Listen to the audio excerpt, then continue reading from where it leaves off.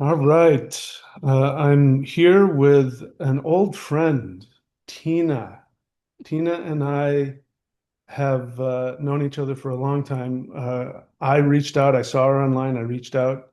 We were both actors in the Hollywood thing, and so that's how I remember her. But I was really surprised to see the beautiful work that you're doing. And so I thought it would be really awesome to connect with you on a personal note, but also to share with people on my channel your healing journey. And so anything that you'd like to share with my channel, we'd really appreciate it. So Tina,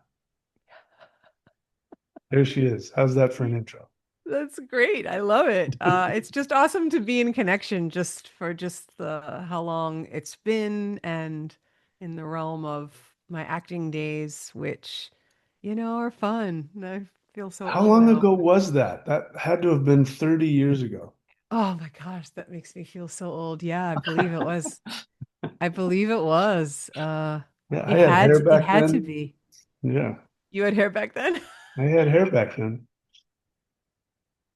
Yeah, but it's so great to be in connection. And yeah, I mean, I've had quite the journey. And it's interesting too, whenever I think of my acting years, I was an actress for so much of like my young life in that like here in New York, then moved out to LA, right, Hollywood. And I was always like another character. Like I didn't realize that I was constantly wanting to be someone other than me, which is kind of interesting. Wow. Getting like loving the artistic part of things, but it wasn't until way later of realizing some deeper levels of that, like this constant search and constant moving, even from New York to pick up and move cross country to LA and all the things with that. And when I arrived in LA after quite a few years of really struggling, but also feeling like I lost the passion for acting, and then seeing just how dark the business was, and Yeah. I went soul searching, and that's how I begin to explore Eastern religions and different healing modalities and meditation and yoga. And I just immersed myself in all of that, and then started to like have a whole new life of, whether it was doing energy healing with clients, or then I maybe the actress in me, I loved to teach. So then I began to teach different healing modalities and had a whole life of doing all of that. And I actually ended up traveling the world teaching about the angelic realm and intuition and other healing modalities. And then things started to shift. I was married, and then I got divorced, and then I got into a bad relationship, and then things started to take a little bit of a turn, and things started to shut down a little. I never thought I'd move back here to New York, but it was just like the signs were all there. Talk about, you know, just what was happening around me. And so I actually met someone, an amazing man that I'm with now. Mm. And from living here within a few years, I got the like shocking news that I had aggressive breast cancer. Mm. And it just shook my world upside down and was probably the most like still sometimes when I think of hearing the words, because I really thought and felt, especially like as a healer, as an intuitive, like everybody's praying for me. I'm going to go in and he's going to say benign. Like there was just this knowing. And I'll never forget walking into the room, and the doctor came in and he was like, "Why don't you come down to my office?" And that was just like, whoa, why can't he say, why isn't he Yeah. saying something here? And so I'll never forget those steps to the office and then hearing the words like, this is really serious. This is a very aggressive breast cancer. Wow. And I don't even think I heard anything else that he said. Wow. And my partner was with me, and he, I think, was shocked too. And then, the days, the weeks, the months, the years that would follow would be the hardest, most. I thought I had dark nights of the soul before, which were Yeah. intense. And this was really coming face to face with death moment. And I kind of figure that out early on because you know how sometimes you try to get an appointment somewhere and you have to wait, or they might tell you that there's no availability for weeks or our next, when anyone saw the pathology, they were like trying to get me in that afternoon. Wow. And it was just like, what is happening? And when I think back, sometimes I'm like, how did I get through that? Like, how did I navigate that? And all I can say now is there was always something in me, as hard as it was, as scary as it was, that I really felt that was guiding me. And I know that, yeah, I have had, a big, strong foundation in faith. And yes, there was also a lot of humanness of how could this happen and disbelief and shock. But I really knew, Michael, that I didn't want to make a decision based in fear. Yeah. And the Western medicine system, like the medical system, is so based in fear that I was just like, okay, like I started to explore and research and ended up getting a whole team around me. I had an integrative oncologist from California, an integrative oncologist here in New York, then found this Chinese herbalist that was also a medical doctor who was Hmm. an expert in the type of breast cancer I had. Wow. And so I was like, all right, I'm going to do this the natural way. Not doing chemo, not doing surgery. I know that's all toxic and that's not the life I've lived. Wow. And I'm each, just hearing this for the first time, everybody, and I'm so happy to hear that you did the natural way. no, but I didn't. Oh, you didn't? No, Oh, oh. that was my net. I know. Okay. All right. Forget what Yeah, I just said. it's okay though, because that's what I wanted to. And that was the heartbreak. Ah, And that, yeah, that was the me that like was in such resistance. And I didn't know that I was in resistance. So I so get what you're saying because that's where I was too. But both of my integrative oncologists and this Chinese herbalist, like all three of them initially was like, yeah, we can help you until they saw the actual pathology. And because of the aggressive nature of the cancer that was growing so fast, one called it a monster, the other called it a freight train. And wow. then at least the female doctor that I had in California, she was like the motherly nurturing presence. She's like, okay, those are harsh. It is a very fast growing cancer. And I just said, well, if I was your daughter, like what would you say? And she was just like, I don't believe you have the time to use some of those holistic modalities. They take time. And this is so rapid. Yeah, So that's true. that was like my heartbreak. That's true. And then I was like, okay, I know the power of the mind. I know Yeah, the power of my spirit. yeah, And so I consciously, well, at first I had the surgery because I still thought, well, if I get surgery, maybe I still won't need the chemo. And so I had a mastectomy. There was one surgeon out of like five that said they would do the surgery first because the others were all just going by protocol. And I was like, mm.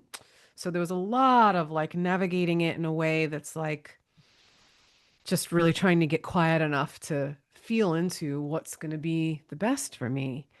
And so the other devastating part was then after the surgery when they were just like, you know, it could have spread. yeah, And so that's when it was just like, oh my gosh. yeah. So That's when it spreads. Then it's yeah, and it didn't, but the possibility of it, they were like, this is so fast growing, even if it's yeah, microscopic. yeah, yeah. They're like, so I was like, all right. And I did a podcast on this myself because it's kind of silly and even funny to even say this now, but empowering. Chemo became a very spiritual experience for me. I bet. It was during the time of COVID, so nobody could Wow. sit with me. And I was glad that nobody could sit with me because I wanted to just be in a space where I had earbuds in my ears, listening to everything from Dr. Joe Dispenza to Yeah, healing mantras, guided imagery, prayers. Like I just had like a whole thing. And so the 4 or 5 hours that I was receiving the toxic drugs, I was just visualizing Christ light, letting it go to wherever it needed to go, and bypassing everything else. And so it was, that was like that was my practice. hmm. And those physical parts of the healing, like all like it was every other week. It was kind of like going to heaven, hell, because I actually would like I would get a little sick, but more just like a flu, like is what it felt like, a really awful flu. This is like the detox, like your body detoxing. I guess so, but I think it was just more of like being poisoned from like, because it's, the chemo kills the Yeah. cancer, but it kills Feels, everything oh yeah, else yeah, too. right. Yeah. And so going through that for about 4 to 6 months, I thought that that was the hard part. And then when that was over, and I should have been celebrating, like, okay, like I got through it, that's when I lost my hair, my eyebrows, my eyelashes. Like I was kind of, it was fading, but it was like the cumulative effects of two very toxic drugs because there was 4 weeks of one. It was supposed to be 4 weeks of the second, and after the third, I was like, that's it. I had enough. And then though, without the physical treatment, it was like, whoa, the mental and emotional then came. It's like now I'm supposed to be here about to live my life. What does that even mean? What did I just go through? Yeah. And then that's when like extreme PTSD came in. I didn't know that's what it was at the time, but I was then really immersed in the integrative therapies because I was like, I got to detox this stuff out of my body. I need to build my immune system. And I didn't realize though that I was doing so many different treatments. I mean, I did everything from infrared light. I mean, I have a red light therapy, infrared sauna. I was doing mistletoe injections to boost my immune system. I was in physical therapy. I was getting Reiki, acupuncture, like, but nothing was enough Yeah. because my nervous system was just a wreck. Yeah. So And when you yeah, say, so I'm sorry to interrupt. I'm just yeah, very curious. please. The PTSD, what specifically? Because that's a that could be all kinds of things. What was that from? Yeah, so that was getting to a place of I had just went through something so traumatic and obviously I couldn't control it. So like first it was the surgery, healing from the surgery, then the chemo and everything that that brought up. Then when all of that was done and there was nothing else to do, it was I was micromanaging everything. Like I was afraid to leave the house. I was afraid to eat anything that I didn't cook because I didn't know what people put in it. Okay. Okay. So it was like this post-traumatic, like I need to now do all of these Okay. things or I'm not healthy. And mentally, I was in like a really horrible place. Okay. Because then I on wasn't top, sure because I didn't know if yeah, we were going to get into childhood disasters. So you're talking just about the healing process, the PTSD that, I mean, because it sounds like, you were walking around and you were holding on to things, right? But then all of a sudden, boom, and it's like, this isn't, let's ease into this. It's like you're at, you know, end of life right now, and then you did all of these modalities as well as the emotional. I mean, and it must have, you can correct me if I'm wrong. It's what I'm yeah, no, hearing is yeah, that a whole lifetime of awareness just like exploded in front of you, as well as whatever was going on with you physically. yeah. It Oh, was yeah, so it was just like a huge bomb just exploded. absolutely. Yeah. And then it was like, how do I even pick up the pieces Yeah. to all of this? And And who are you? Who am I? yeah, there was a complete identity, like faith crisis. I went into a lot of fear and terror of even just the way I prayed or meditated because it was just like this, how it was total shock. Like, how could this Yeah. even happen? I'm a healer and intuitive, like what? Like just all like so many different things of that would like almost like mental torture and then also not knowing if I would survive. Yeah. Yeah. So That would then be it the was hard like, yeah, having to really brace the fact that yeah, part. it was so very scary and so when I realized that I was such a mess, not to mention there is something called chemo brain, and it is the worst part of everything. I wouldn't wish it on I anybody. yeah, I watched that. You watched the, oh, you My did. fiance, yeah, she passed away from breast cancer. She was getting chemo, and I remember the yeah. Yeah, Also, it's she smelled like she could smell everything. Like her mhm. everything smelled, and she could. But yeah, I remember that. Yeah.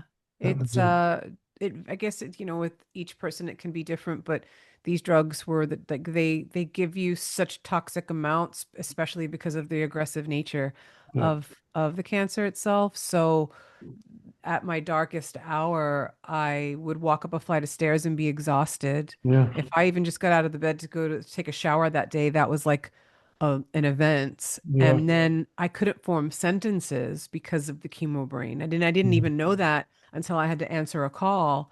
And then I'd go to like speak and nothing would come out. And so then I started to not want to leave the house, even because uh, I was nervous to like it was so bad. And talk about depression, anxiety, fear. And that is around the time where I found the breath work that I now do and teach. And now I train facilitators because I, at my lowest point, all I could do, honestly, was lay and breathe. The surgeries and the reconstruction, like, because I'm like thin too, so like I'm sensitive, and so there, it was just so I was so limited, and then the chemo brain and all of that. So when all I was left was with my body and my breath, there's this particular breath work that it was actually a breast cancer organization that started it and that uh, started this workshop. And so I was like, okay, just thinking, yeah, I thought I knew from my meditation practice and being a yoga teacher, I thought I knew all about it.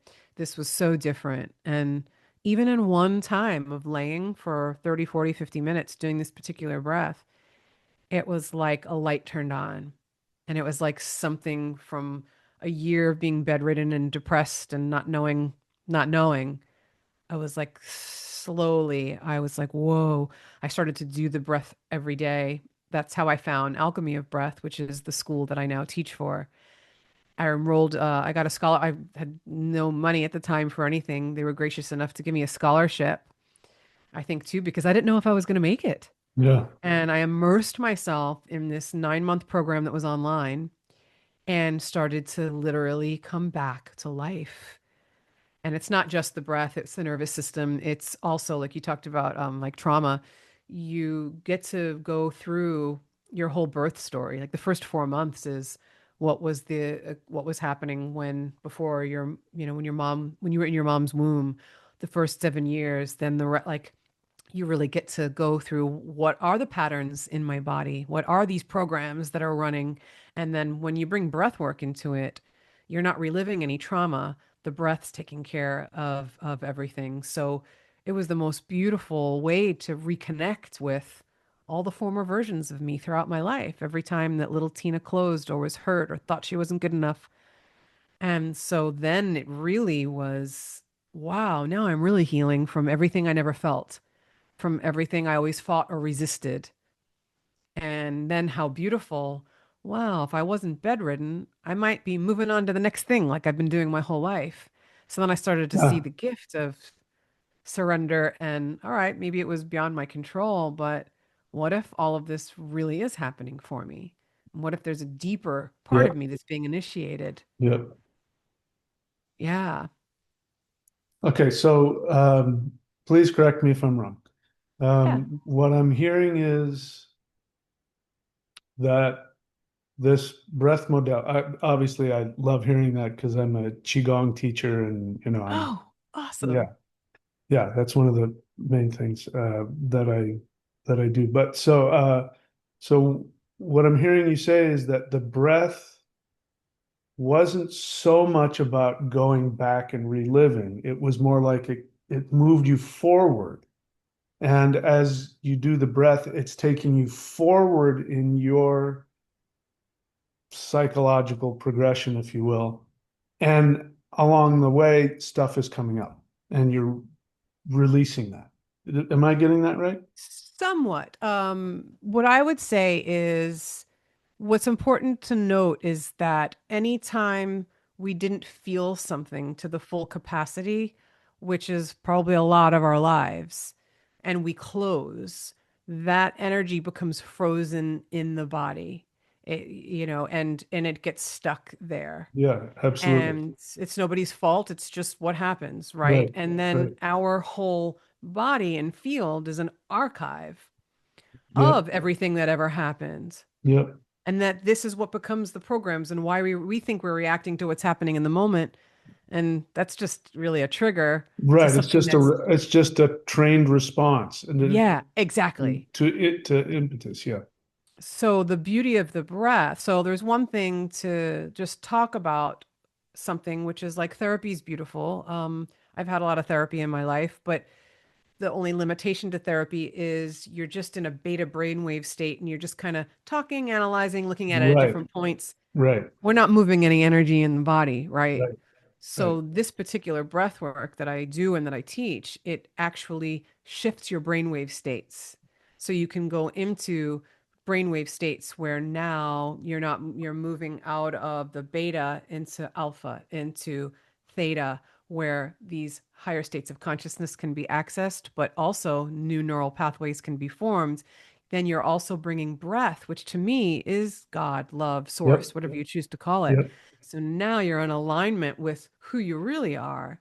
And then the breath and the body already know what to do. So you're not going back to second grade when you were humiliated. The body's only going to go to what's ready to move. Okay. And then it's going to come up and out. Does that make Okay. sense? So let me jump in. So Yeah, please. I help you. Okay. This helps me I to, love it. Please jump in as much as you'd like. so what I'm hearing you say is that, and I completely agree. I was in therapy for 30 years.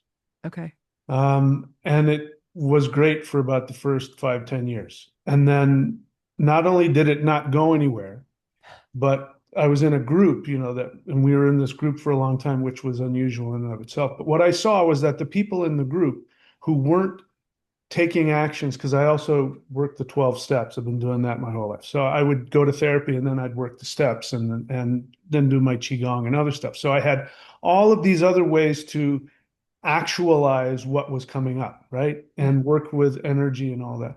What I saw in therapy was that people 30 years later were more regressed than when I first met them.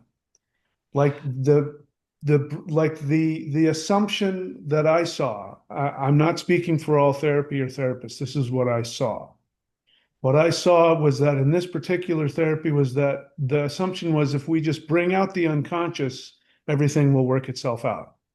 And it didn't. It just like it Right. brought up the monster, and you went, "Oh yeah, that's an ugly monster," and that's as far as it went. Yeah. So what I'm hearing you say is that you're tapping into your pre um, incarnated self, your true divine powerful self. Yeah. And the breath is what's tapping you into that, and that's in order, it's helping you to pull forward, and you're dealing with whatever happened in the past just Yeah. enough to like detangle it and then move on. It's Yeah. not like you're sitting in it and it defines you, because that's what I hear. People get defined Yeah. by their trauma, their limitations.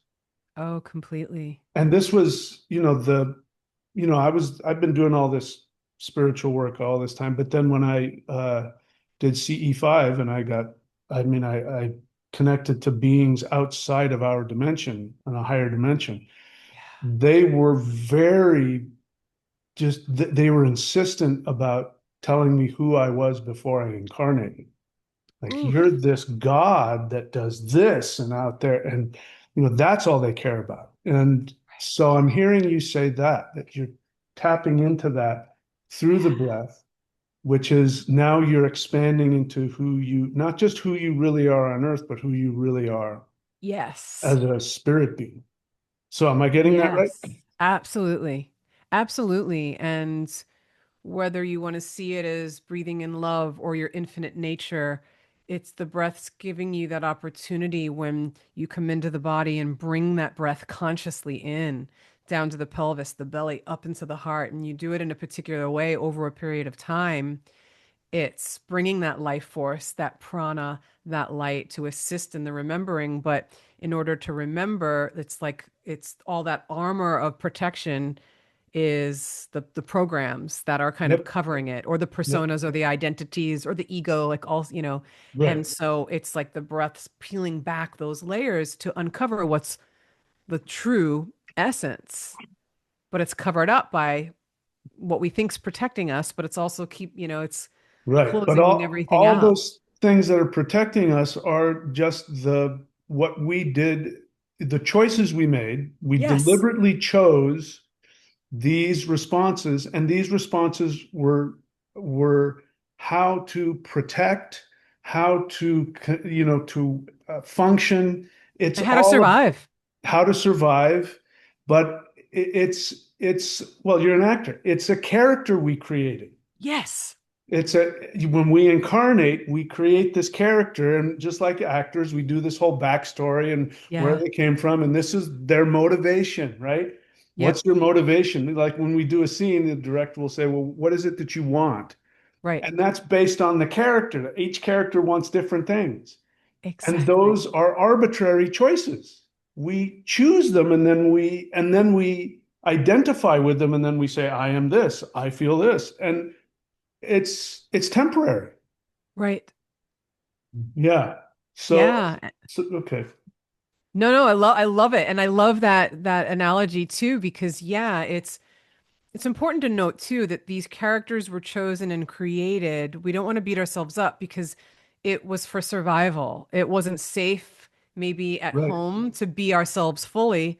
So we had to put on the armor and be tough, or it wasn't safe to really show or express because who knows what might have been happening in the household or at school. Like, so they all initially are formed just from the state that we're in because of needing to survive Right. Right. and Yeah. and to protect us. But the problem is it's not protecting us anymore. It's actually Right. hurting us. Right. Yeah. So Yeah. the way that I have come to understand it, again, this was again, I mean, I don't want to make this about me, but No, I uh, love it.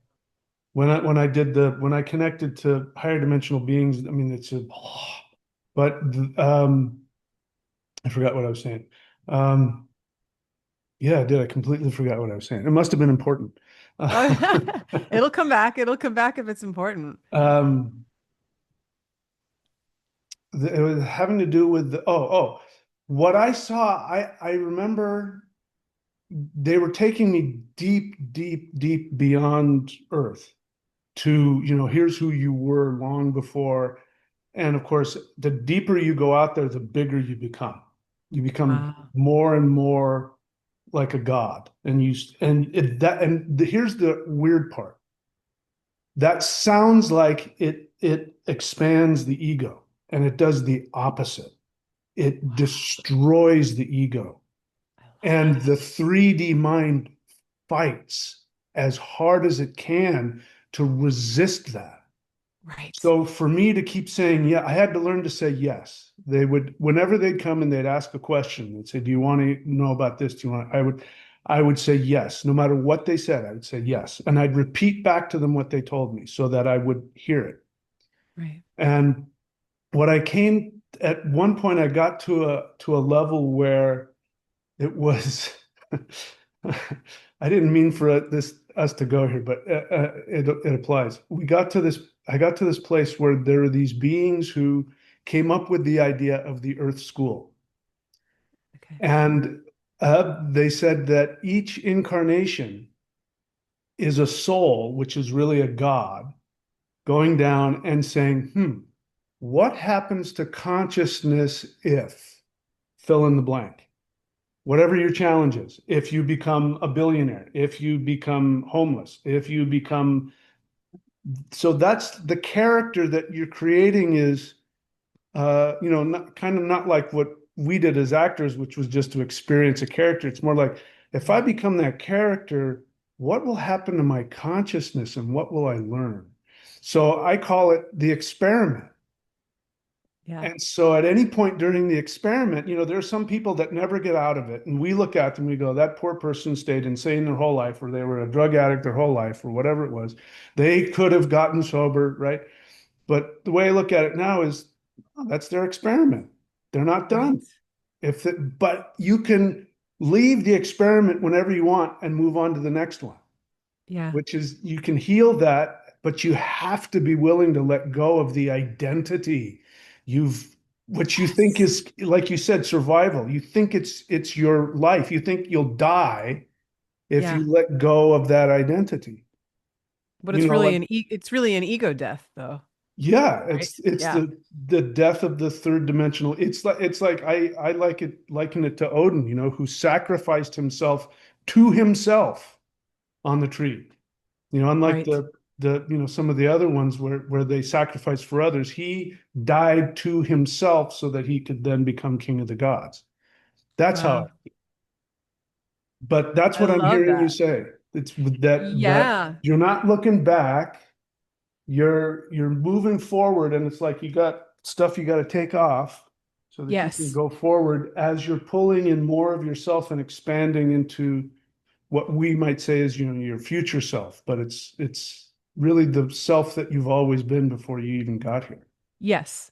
And it's I love it. Yeah. And thank you for explaining it in that way because what I really feel is I was always like running from the darkness or like trying to make sense of the darkness or being afraid of the darkness. And then when I couldn't move and I just entered it, this might sound corny, but it's really true.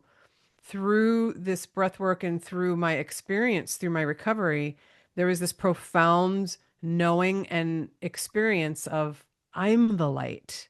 Yeah. Oh, I'm Yeah. the light in the darkness, and I've been resisting it or trying to make sense of it or fighting it.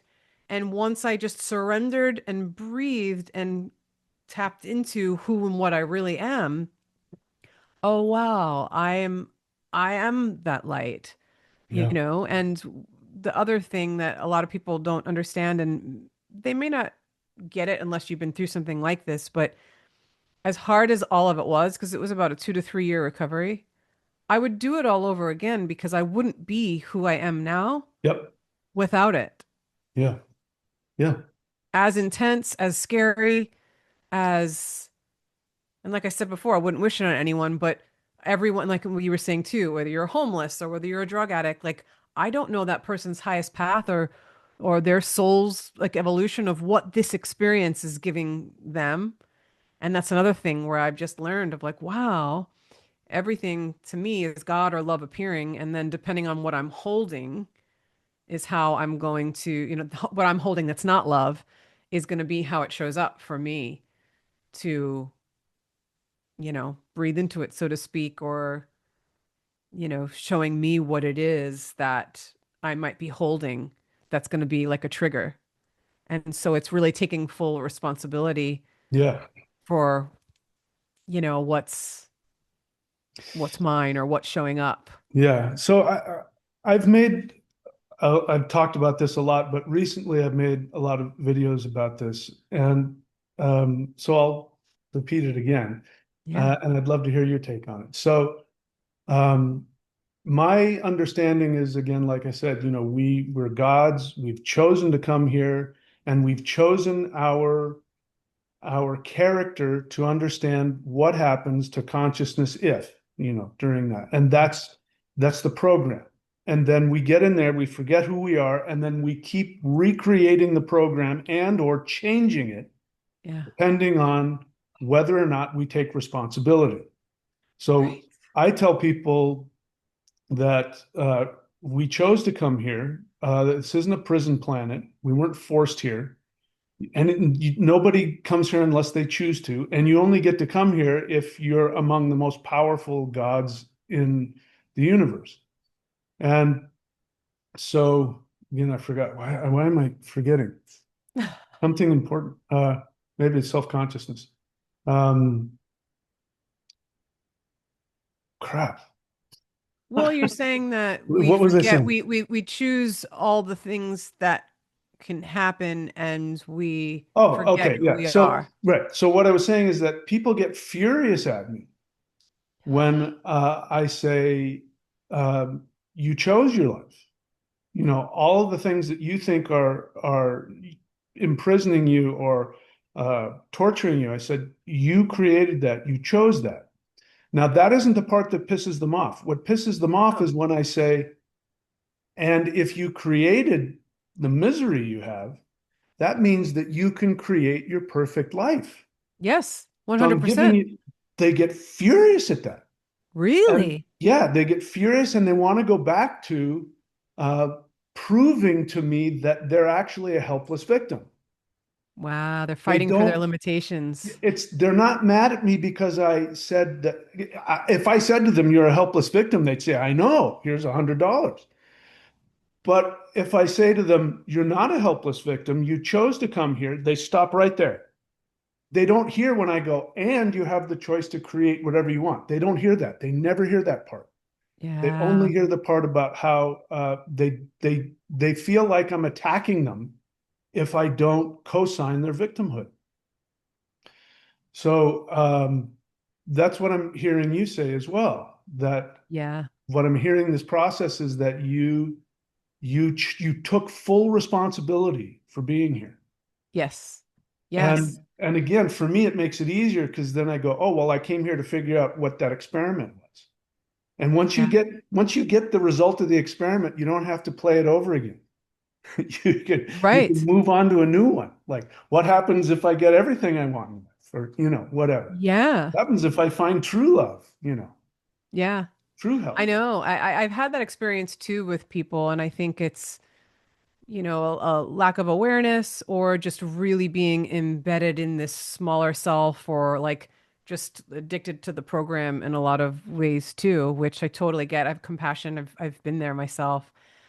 What happens too is this constant reactivity to whatever's here or this wanting to blame the outside for the circumstances, which is so easy to do. It is. However, every moment you could be living that this is happening to you or for you, and that is your choice. And it's so irrational Yeah. to want to, at first to believe to want to be a prisoner victim and not want to be released and to get angry if somebody Yeah. says you chose to do this, you can release yourself.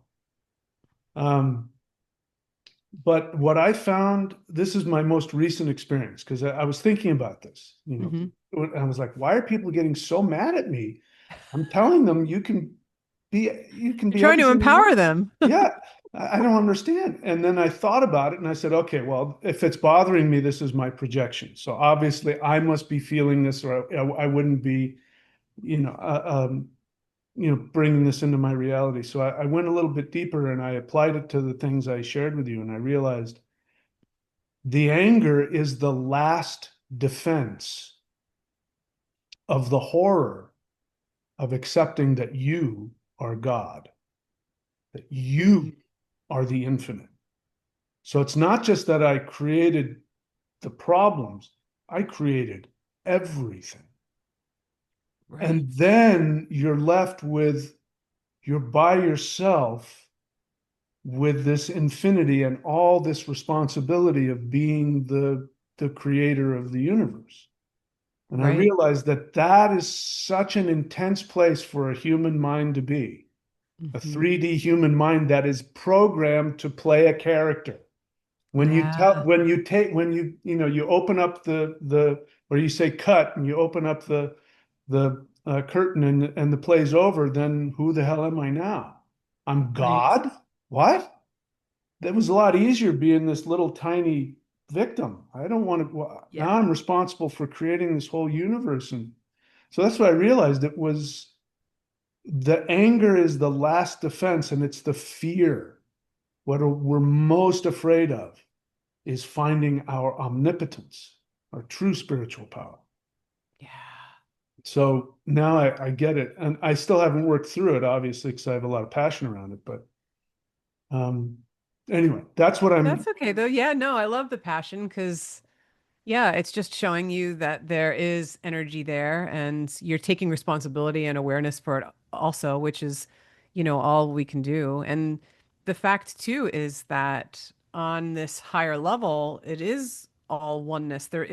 Everyone's a reflection, like everyone's a reflection of me. Everything's playing out Yeah, for me in this higher plan, giving me an opportunity constantly to remember. And yeah, it is so much easier to point fingers. It is so much easier. We live in a world that is constantly stimulus to distract us, to take yep, us outside, to keep thinking that and that was why like chemo was so difficult to choose because it's like I know cancer's a business. I know how much money they make. I yeah, know like all the stuff that I knew, and then it was like, okay, but I can play this game.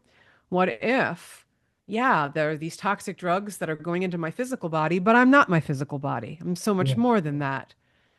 And again, knowing again the power, like where am I focusing? Am I focusing on, no, I did not take what doctors said. Like I took it in and then I felt into what's in my highest, what's in my best. And I also throughout my journey realized, and even now it's so much of what I teach from a mind body medicine perspective, being in resistance to anything is just attaching yourself to it. So yep, even my resisting key, what I'd like to do it the natural way, 100%. When I think back, I'm kind of glad that I didn't, because again, I wouldn't be here now going through everything that I went through, where that doesn't have to be everybody's path, but I was in resistance. And now, like, I have a client right now that I've been working with who was very in resistance to anything conventional. She didn't realize that she was. And then once she realized that, it freed up so much energy. Not that she necessarily has to choose, but I always knew that I was meant to be the bridge because I got shamed on my early days. I got shamed, the holistic community and the spiritual community saying to me, don't do chemo, telling me like, you don't need chemo, don't oh, go under a knife. And then same thing, medical doctors, oh, good luck doing those holistic things. And it was just like, again, like both sides. Look at our world, like the world that we live in, so charged with duality. And that was the thing too. It was like, okay, I'm not going to play in this dualistic world anymore. That's what got me here. What if there is a higher way to access this? What if the answer is right here all along? And it's still my practice today, you know? okay. So yeah, so it sounds like had you had a milder case, then you could have stayed in that identity of I'm just only natural, and you wouldn't have really gotten to that place of emptiness of who the hell am I? Right. Because you would still Yeah. be hanging on to the virtue signaling of here I am, I'm just, and so you had nothing to hide behind. Yeah. I got the full body God bumps on that one when you said that. I felt it up my spine. Yeah. Yeah. 100%. Isn't that wild? That's beautiful. Yeah. That was like, yeah, it was like your soul went, no, we're not. I know what's going to happen if you go there. We're not going to go there. We're going to And go I want to through. say this too, that yeah, so it was like what, soul versus human. Like when I think back, again, it's like, wow, I let myself be very human. In other words, I had days where I had pity parties for myself. I cried my eyes out on the bathroom floor, like primal, like, where is this coming from? Like tears. I, sat and like binged shows when I was so sick, like, and like I gave myself permission that, like, whatever it was, like, I really was in the humanness of it. And I also was like, there was always a me watching myself be in the humanness of it. But I also knew, like, this is the time to feel, to be, because I don't even know if I have tomorrow or a few weeks. And so it Yeah, was kind of a crazy time. But like, when I think back, it was the biggest gift I could have given myself in the midst of healing and praying and breathing. I also was very much letting myself be the victim if that was what the day yeah, unfolded. But I also was like, okay, I knew not to stay in any of those places. But if it was there, okay, let yeah. me feel it fully. Yeah, because I don't know any other way out. This is one thing that therapy taught me is to have all of your feelings. Yeah. So it's not about trying to get rid of, and again, that's one of the biggest things I work with my students is they will ask, how do I get over my fear? And I'll go, when did I ever tell you you were supposed to get over your fear? Yes. it's just a feeling. It's an intense feeling. Yep. Have it, be completely conscious of all of your feelings and take appropriate conscious action. Yes. That'll save your life. So it doesn't matter. I've come to the realization for me that enlightenment is not, I'm floating around and my farts don't stink and I don't have any feelings. It's Right. enlightenment is having all of your feelings, no matter what they are, Yeah. homicidal, suicidal, the worst emotions you could judge having. If Hmm. you can have all of them, feel them, and then have the consciousness to know what actions you can take that are best for you and best for others, you Yes. are enlightened, period. Yeah. And it's a state that you stay in. And so, what I'm hearing, which I love, is that you're taking action. You're continuously taking positive, and I don't mean positive, I mean like positive, constructive action Yeah. towards the frightening, towards Yes. what you're afraid of, facing your fears, acting either with them or in spite of them, Yeah. and pulling into yourself your higher self, as people want to call it, which is really you. Yeah. And so this little character now is expanding, and you're changing, you're rewriting the play so that your character is getting bigger and stronger. You're not stuck in the tragedy, of the alcoholic who dies on the street. They just play the tragedy all the way out. They don't Right. change the storyline, they don't change the character. And you're doing that when you even said something to the effect of, that you have the ability to choose Yeah. to heal, that you can heal anything within you. Yeah. And I think that that's another good point of, are you consciously choosing or is your unconscious choosing? Which And would have been the case mhm. if you did it the right way. You would Right? have stayed in your unconscious programming. Yeah. It wouldn't have been, look at me, I healed myself. It would have been, look at me, I did what you guys think is good, right? Right? Yes. Yeah. And I now have this deeper knowing and faith because of an embodied experience, not it just being a concept, that these deep challenges are our biggest catalysts. Yeah. That things like losses or accidents or grief or depression, like it's all happening for us when we can not resist it. Because that's the thing too with resistance. There's the saying, what you resist persists, but nobody says the other part of it, which is what you embrace resolves. What you embrace dissolves. So it's not about fighting what's here or resisting it. It's, can I be in this moment and know that God, love, my higher self is bigger than this? And can I breathe into that to expand beyond it? And it takes courage because you have to be able to feel. And I think that we're not really taught that. No, no, in fact, I mean, without getting into all the conspiratorial stuff, but Yeah. looking at how this world is being programmed, one of the Oh, main programs is you have to resolve your uncomfortable feelings. Here, take this drug. right. Here, watch porn. Here, get angry. Here, whatever it is, become part of the collective, virtue Yeah. signal, buy Yep. into this religion. And that's why I say, people ask me, the first thing they ask is, how do I get over my fear? I Yeah. think that's, if I can get rid of the feeling, the problem goes away. Right. And the feeling is just a reaction Yep. to either stimulus or an internal program prompt. That's Yeah. all it is. People talk about um, intrusive thoughts. I mean, even that, the assumption is the thoughts are flying around out here and they jump into your head and, oh my God, this thought came in from somewhere else and it's not mine. No, it came from here, came Yeah. from within you. It was either created because you're programmed to have this negative feeling about yourself Yeah. all the time so that you can stay in your program, or when this stimulus hits you, here's the programmed response. Boom, and it has a feeling. And then Right. that feeling, because then people have to get rid of the pain, the fear, they're now completely dependent on something outside of them, which means they can be programmed, they can be lied Yeah. to, they can be deceived. And as long as it gets rid of the feeling, I'm okay. Everything's okay. I know. And then it's just the hamster on a wheel. Yeah.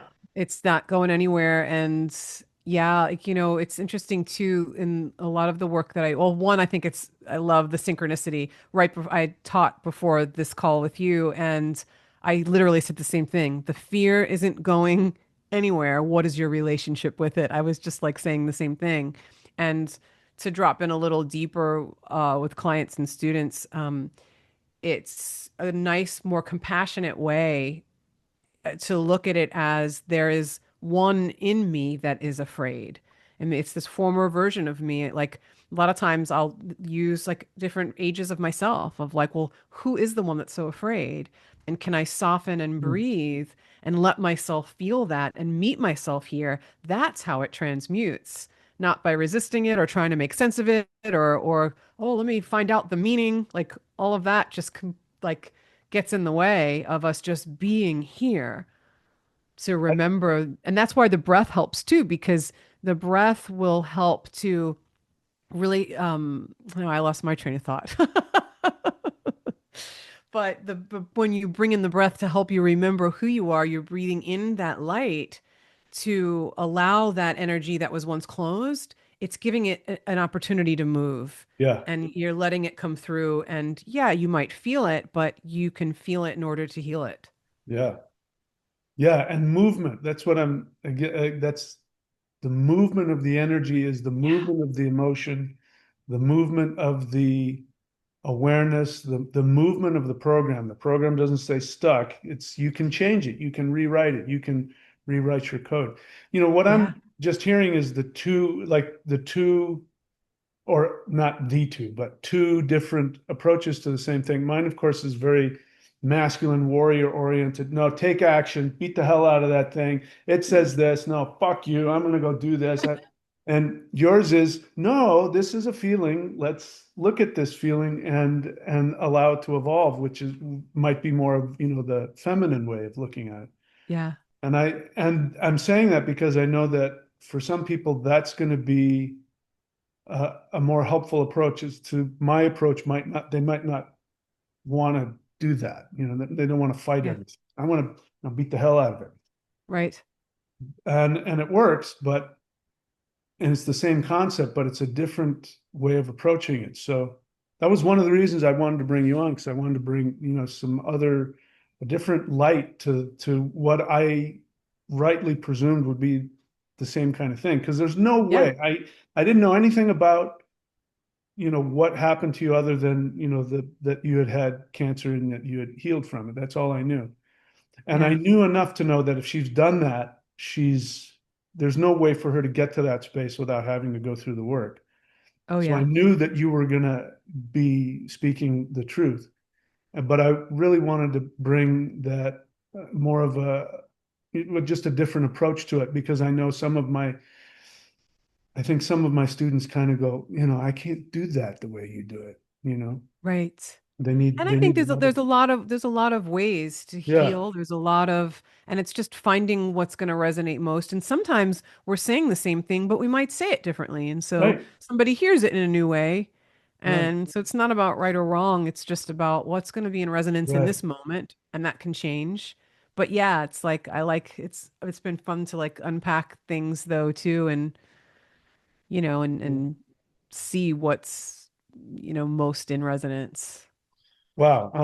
I'm glad that I did that. And by the way, thanks for showing up. I was like, I have no idea how I mean, it was such a long time ago, and it's like, wow, what a crazy world that was. And I didn't know how you were going to respond to me reaching out to you. So I'm really grateful that you did.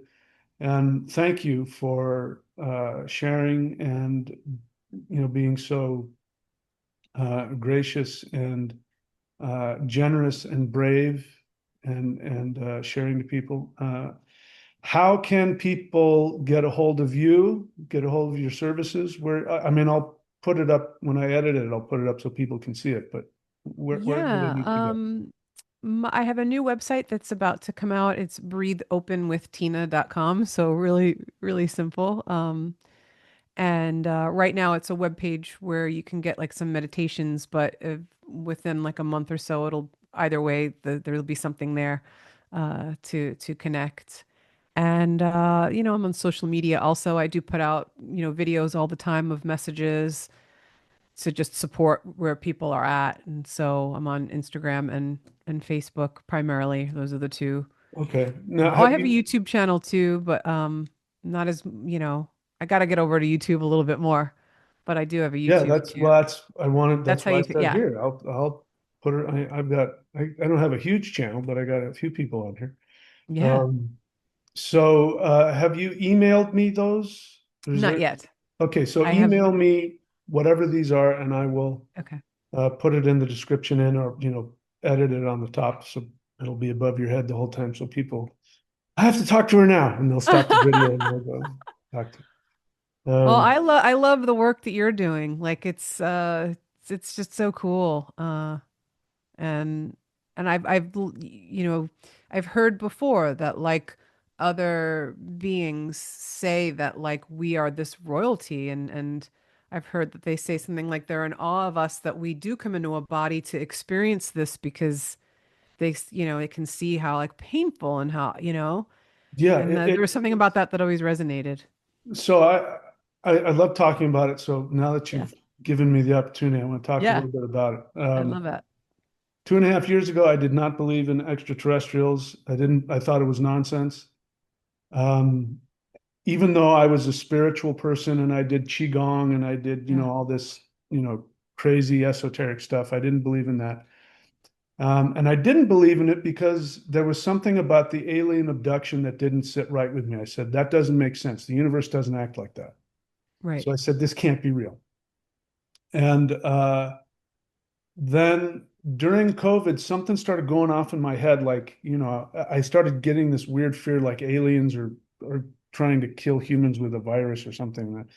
What the hell is that all about?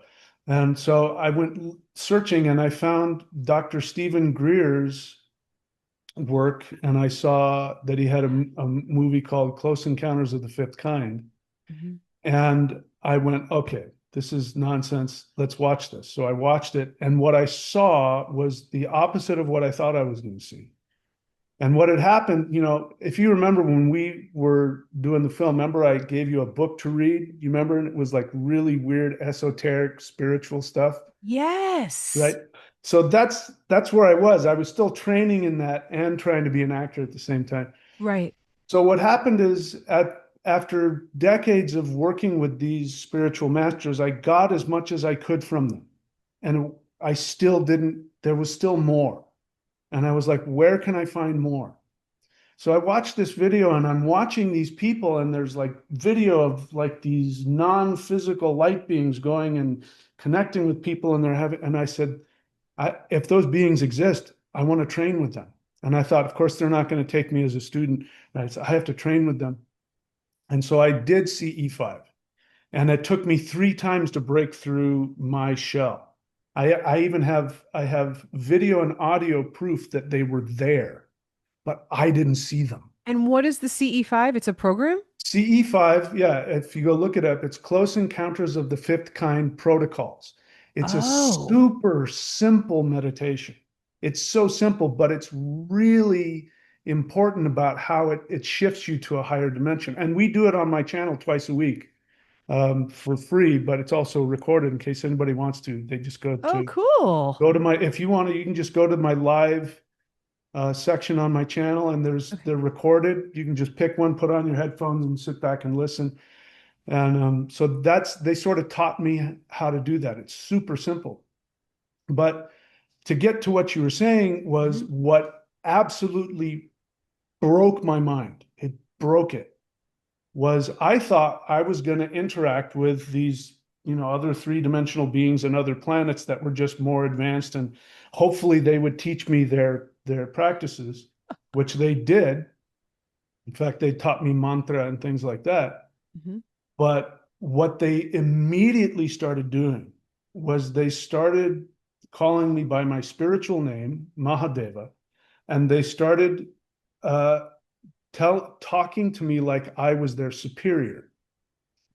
And then they started telling me more and more and more. And each time they did, it would just blow my mind wide open and would destroy my ego.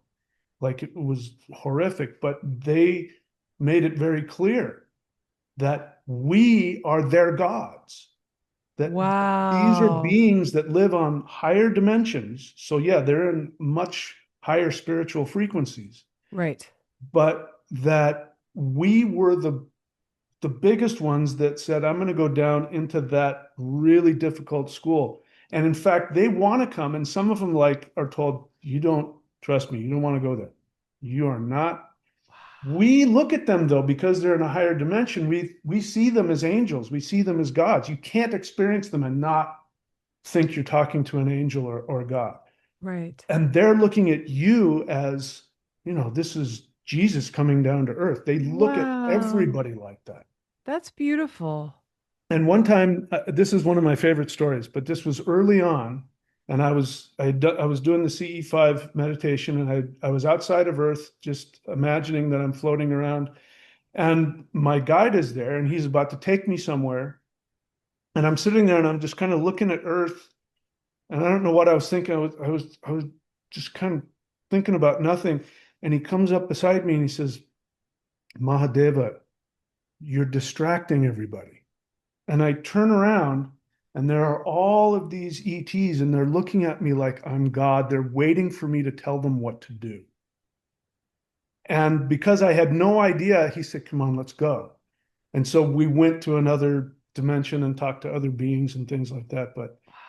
But now it's really clear. So when we do these meditations now, like if you watch the later ones, you'll see that I go straight into going and redistributing the universe and all that. And then the earlier ones, we're doing little things like we fly to the sun and we send energy, loving energy to Earth.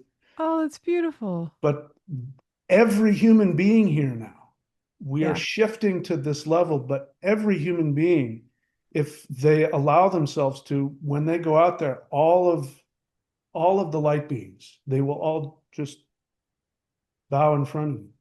And Wow. if and the idea is that they will get out of the way if we decide we want to change Earth.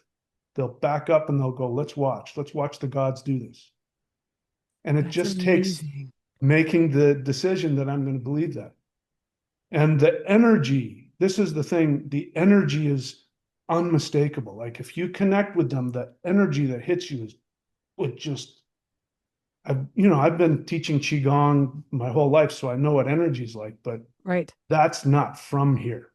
It's from Wow. someplace else. And you can't experience it without your ego getting smashed and expanding.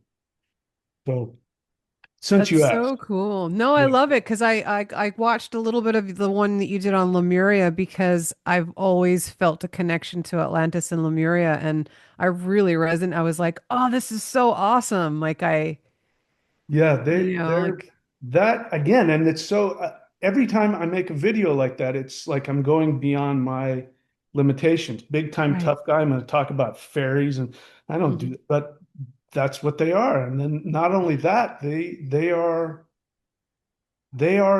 our helpers. They like said these gods are coming in to be humans, and then the beings that came up with the design for Earth, Right. they came up with the design for the Lemurians, and then souls get to incarnate as Lemurians, and they're coming here to be the Earth spirits, the mountain spirits, the Oh, I love the that. spirits of the water, the spirits of the air, and they're so loving.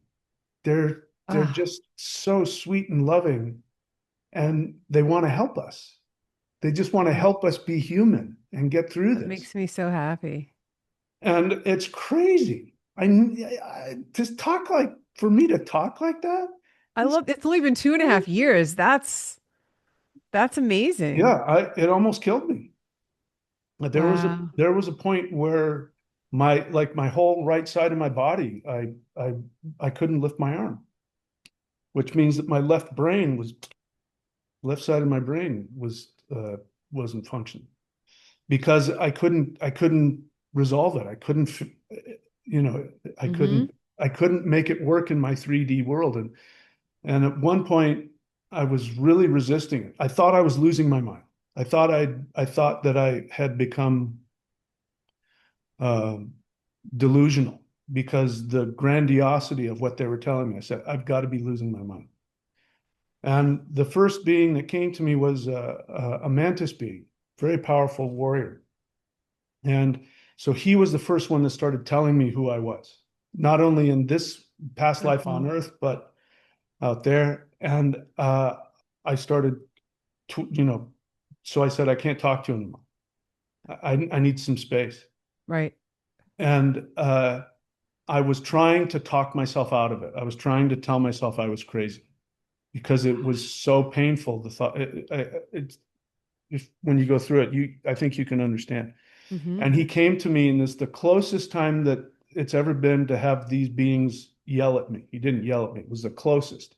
Right. And he said, you have to believe what we're telling you about who you are. You have to Mm. believe it. And I felt like if I didn't believe it, it was going to be damaging for the universe. But I cared about him so much. I said, okay, Right. I didn't want to upset him. I said, okay.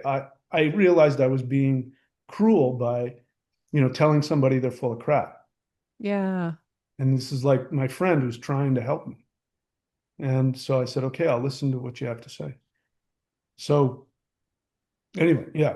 But yeah, if anybody wants to, of course, people on the channel know if you want to go to the live section, we do it live on the channel twice a week if people want to show up live. But Okay. um, Oh, I have a yeah, quick I think question. Quick question for you, yeah, because are you familiar with Dr. Joe Dispenza?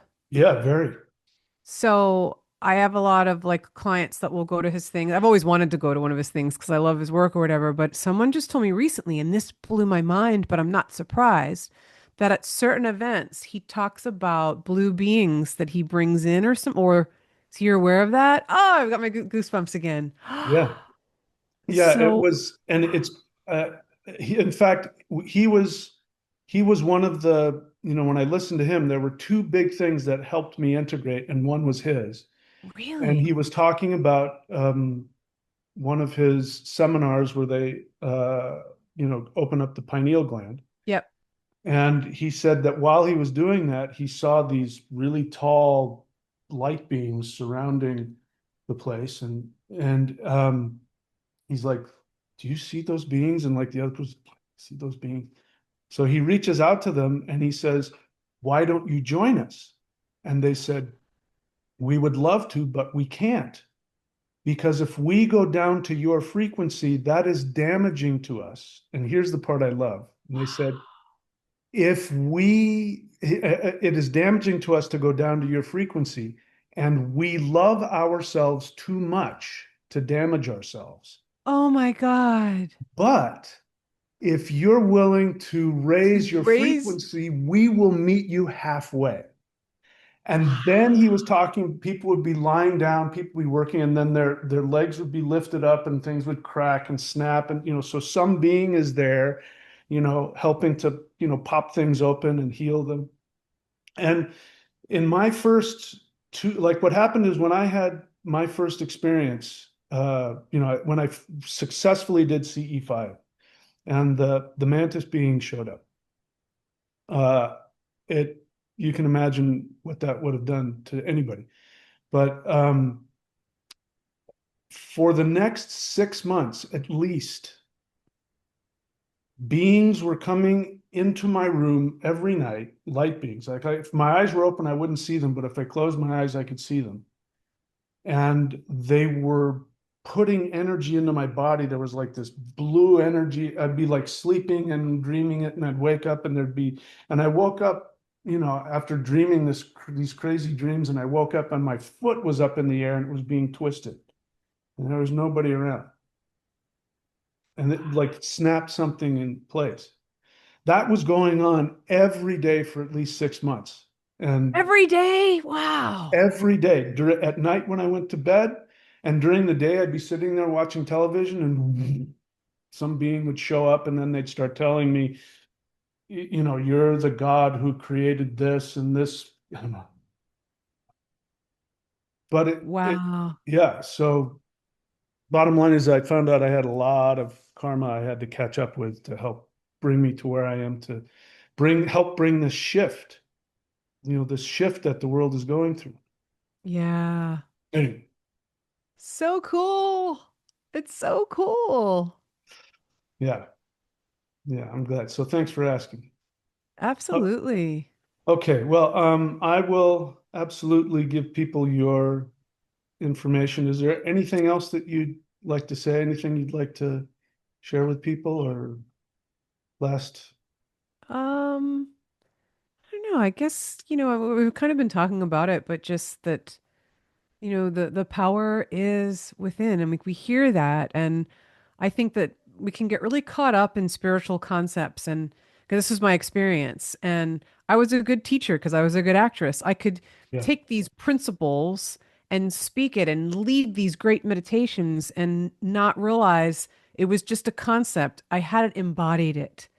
There wasn't like the practice of breathing it in and letting like sitting with it, and that's the main difference of like pre-cancer Tina and post-cancer Tina. Cancer brought me into my heart. It brought me into my body. Ironically, it brought me into my body where my energy was just flying around in concepts and trying to do things right and even trying to heal. And it was just like when I got out of the way and yeah, just let myself be, as I said before, with my body, my breath, my heart, like that was everything because it was like I was finally coming home, yeah, right? yeah, So yeah, like we're always searching on the outside and it's so addictive and so seductive. But yet when we can slow down and breathe and be with what's here, like that's the medicine because what's missing is us in our system.